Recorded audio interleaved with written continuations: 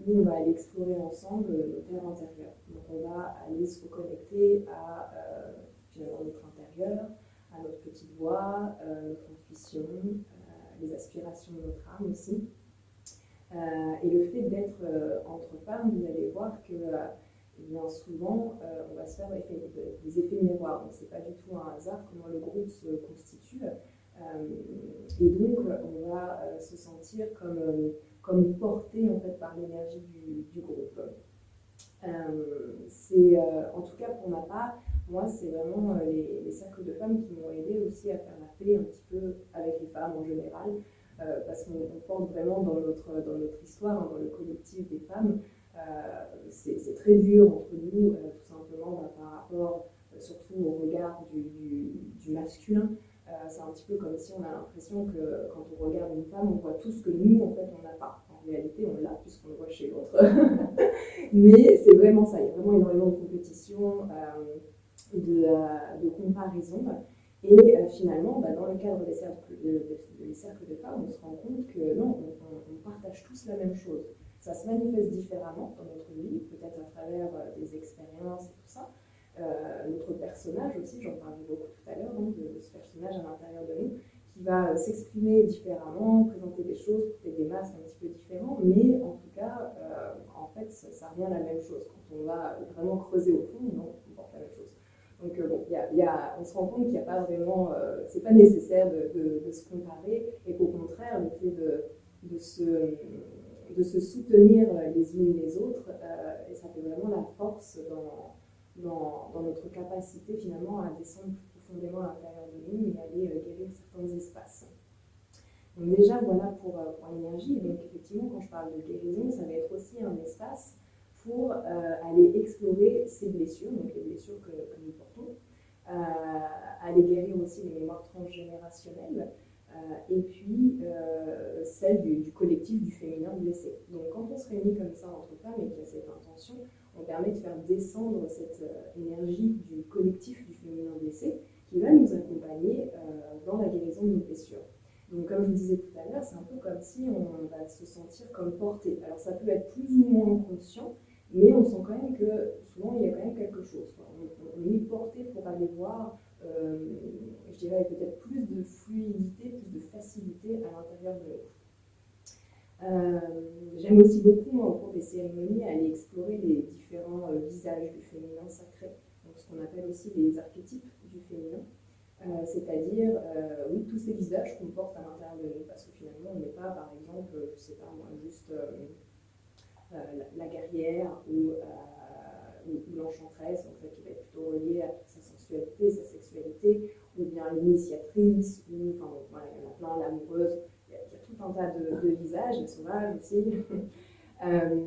Et donc j'aime beaucoup, moi, au cours des cérémonies, alors on ne va pas forcément tous les voir, hein, mais aller explorer certains visages du féminin sacré pour qu'on puisse le ressentir à l'intérieur de nous. On a tous ces visages du fait par notre essence féminine, on porte en nous tous ces visages, mais c'est juste qu'on n'en a pas conscience et qu'en général, on va peut-être avoir conscience de un ou deux visages où pour nous c'est plus facile à incarner, parce que peut-être on l'a déjà travaillé dans d'autres vies. Et on a l'impression que non, tout le reste, on n'est pas ça. Moi, par exemple, la femme sauvage, je ne croyais pas du tout que j'étais la femme sauvage. J'étais complètement déconnectée de la terre. Et donc, d'ailleurs, quand je chantais, ça se ressentait beaucoup parce que j'étais très dans l'aigu, parce que j'étais beaucoup plus connectée là-haut. Donc, j'étais plutôt dans l'initiatrice et très connectée au monde en haut. Et finalement, moi, c'est par exemple le chant qui m'a aidé à me connecter à cette femme sauvage, donc plutôt le premier chakra. Et ça s'est vraiment senti dans ma voix, en fait. Après, c'était beaucoup moins aigu et j'avais vraiment cette voix de la femme sauvage, quoi. Donc, voilà, on pense qu'on n'est pas ça et finalement, en fait, il va y avoir des phases dans notre vie où on va aller plus ou moins explorer ça. Et de toute façon, la vie étant bien faite, on va trouver, par exemple, les activités, les personnes, les événements aussi de la vie qui vont finalement nous aider à aller explorer plutôt cette facette-là. Et une fois qu'on l'a explorée, ça ne veut pas dire que c'est bon, on a tout incarné, hein, bien évidemment, mais en tout cas, on a incarné suffisamment, on a reçu certains enseignements et on n'en a peut-être plus besoin à ce moment-là, puis on va passer à une autre phase. Voilà, et puis ça fait des allers-retours aussi. Voilà, donc moi j'aime beaucoup aller aller explorer ça dans les cérémonies à travers la danse, la méditation, le voyage intérieur. Voilà un petit peu pour les cercles de femmes. Il y a plein de façons différentes d'animer des cercles de femmes. Moi, je les anime aussi d'une manière différente. Ça va être en journée, ça va être en soirée. Les pratiques vont être aussi différentes. Ça va être plus ou moins long en fonction du thème aussi. Donc voilà, on amène tout un petit peu notre petite touche en fonction de notre vie, notre histoire personnelle. Donc voilà déjà pour ça. Ensuite, je vais vous parler un petit peu du cacao aussi. Donc c'est pour ça que je l'appelle aussi cérémonie sacrée, parce qu'on va être accompagné par le cacao, donc qui est dite aussi la médecine du cœur. Et je trouvais que, bon, déjà, j'adore le cacao, donc dans toutes mes cérémonies en général, en tout cas, j'en fais à Paris, et dans toutes mes cérémonies à Paris, je mets du cacao. Et la première que j'avais fait à Genève, je n'avais pas mis de cacao, mais je ne pouvais pas m'empêcher. Il fallait que je mette, j'adore cette médecine. Et donc là, en plus, avec le thème de l'amour de soi, ça me paraissait complètement normal. Donc comme je disais, donc en fait, c'est considéré comme une plante enseignante et médecine. Donc ça n'a rien à voir avec le cacao qu'on achète en supermarché, hein, bien que parfois il est dit 100%, mais c'est encore très différent. C'est-à-dire que là, ce cacao, il est cultivé, il est produit d'une manière très spécifique par des personnes en fait, qui ont vraiment cette intention de conserver tout le caractère sacré en fait, donc, de cette plante médecine qui est appelée aussi la nourriture des dieux. Là, par exemple, ce cacao, il vient du Guatemala. Donc, c'est une chamane en fait, avec qui j'ai beaucoup travaillé, donc qui elle, en fait, connaît au Guatemala le lieu où il est cultivé, qui connaît aussi la personne. Donc, elle a déjà été là-bas, elle sait exactement comment c'est fait. Donc, je lui fais entièrement confiance. Et effectivement, pour en avoir aussi essayé d'autres, personnellement, moi, c'est celui-là qui me touche le plus. Voilà. Donc, c'est vraiment une plante qui va nous aider à passer de la sagesse, enfin plutôt d'un plan mental à la sagesse du cœur. C'est un peu comme si la conscience, tout d'un coup, hop, elle redescend et elle vient là. Pourquoi ?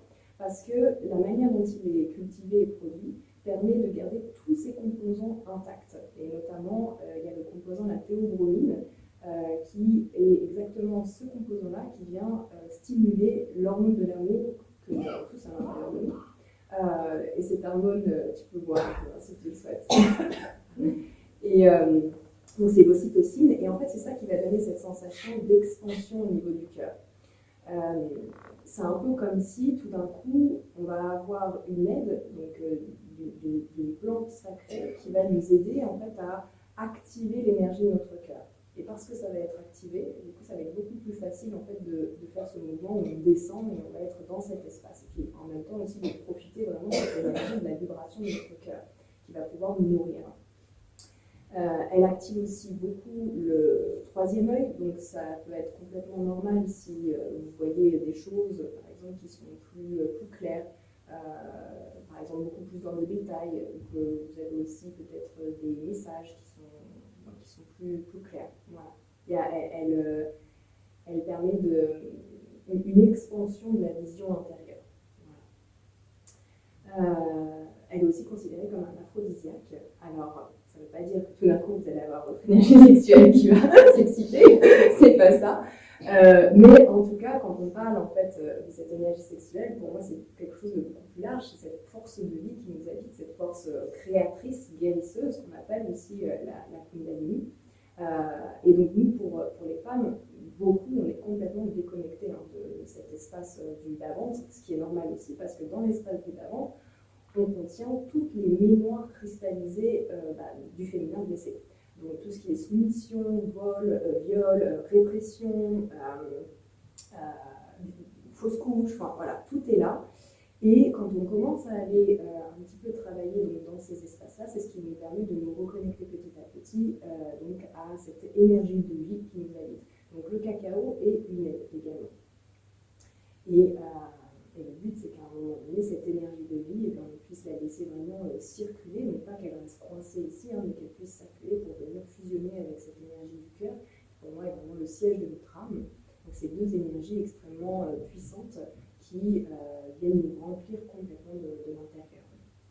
Voilà, elle travaille beaucoup comme étant une plante enseignante, avec donc l'intention. C'est pour ça que j'ai aussi beaucoup insisté un petit peu sur l'intention, parce que c'est ce qui va permettre de donner une direction.